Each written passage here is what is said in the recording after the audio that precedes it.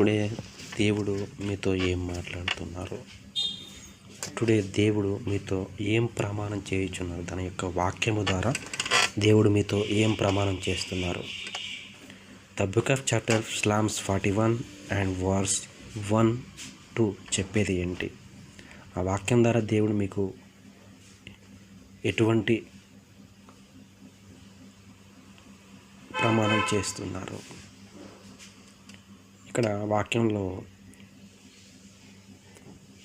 Psalms 41:1 చెప్పేది ఏంటంటే, బీదలను కటాక్షించువాడు ధన్యుడు, ఆపత్కాలమందు యెహోవా వారిని తప్పించును అని దేవుడి యొక్క వాక్యం తెలియజేస్తుంది. అంటే బీదలను ఎవరైతే కటాక్షిస్తారో మీన్స్ కటాక్షించువాడు మీన్స్ ఇన్ ద సెన్స్ కాపాడువాడు, వారిపై ప్రేమను చూపించి సహాయం చేసేవారు,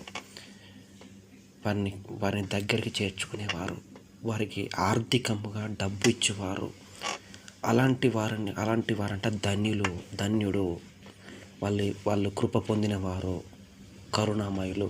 అలాంటి వారికి దేవుడు ఏం సహాయం చేస్తారంటే, ఎటువంటి యాక్సిడెంట్ జరిగినా కానీ, ఎటువంటి ఇబ్బంది కానీ రానివ్వకుండా వారిని దేవుడైన యెహోవా గారు తప్పిస్తారు. ఆపత్కాలమందు యెహోవా వారిని తప్పించును.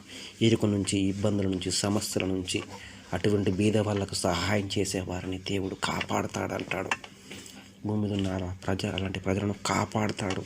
మనుషులకు సహాయం చేసే, అనాథలకు సహాయం చేసేవారిని, పేదవారికి సహాయం చేసేవారిని, ఆహారం లేక ఉన్నవారికి, అలాంటి వారికి సహాయం చేసేందుకు ఆహారం పెట్టేవారికి, అలాంటి వారందరికీ దేవుడు కాపాడతాడు.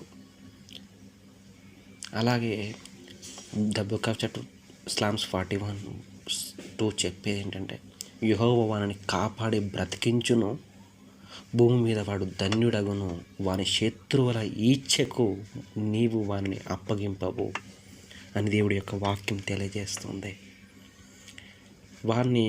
అలాంటి వారిని కాపాడి బ్రతికిస్తాడంట. మంచి రోజులను ఇస్తాడు. వాళ్ళు భూమి మీద ఉన్నంత కాలం కూడా ఇతరులకు హాని చెయ్యరు, మంచి చేస్తూ ఉంటారు.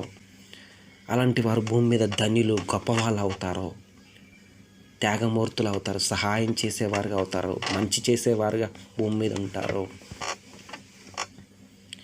ఇంకోటి ఏంటంటే, అలా ఉన్నవారికి దేవుడు ఏం చేస్తాడు అంటే, వారికి శత్రువులు ఎవరన్నా ఉన్నా కానీ, వారి శత్రువులు కోరిక కలిగి ఉంటారు, వాళ్ళని చంపాలి, వీడు ఎందుకు గ్రోత్ అవుతున్నాడు, ఇలాంటి వాడిని చంపాలి, వాని మంచితనానికి మంచి చేయకుండా చెడు చేయడానికి, చంపాలని, కీడు చేయాలని చూస్తారు.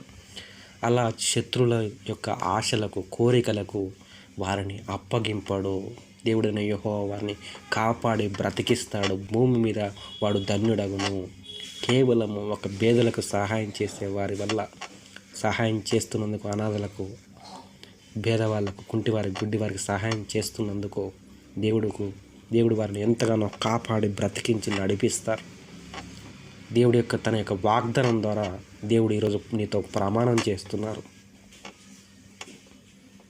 ఈరోజు దేవుడు తన యొక్క వాగ్దానం ద్వారా నీతో మాట్లాడుతున్నారు.